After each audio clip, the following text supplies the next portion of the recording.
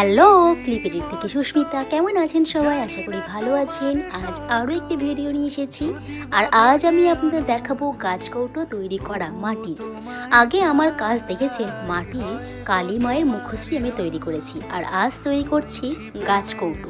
গাছকৌটো তো কাঠের হয়, সবাই নানান ধরনের সুন্দর সুন্দর গাছকৌটো কেনে। তবে আমি একবার চেষ্টা করলাম মাটির কিভাবে করা যায়। ঠিকঠাক হবে কি না কিছুটা মনে ভয় নিয়ে কাজটা করছিলাম। আর যতবারই ভাবছিলাম আমার কাজটা হবে তো, ততবারই মা পিছন থেকে বলছিল হ্যাঁ নিশ্চয়ই হবে। নিজের ইচ্ছে মতো কাজ করতে বরাবরই আমার ভীষণ ভালো লাগে। আর সব থেকে আমার বড় সাপোর্ট সিস্টেম হলো আমার মা। আমার যে এই ছোট ছোট জিনিসগুলো তৈরি করা এবং রং তুলি নিয়ে নানান ধরনের জিনিস তৈরি করা ছোটোখাটো কাজ লেগেই থাকে, এই কিছুটা কিন্তু আমার মায়ের থেকেই এসেছে। আমার মাও ভীষণ সুন্দর ক্রাফটের কাজ করেন।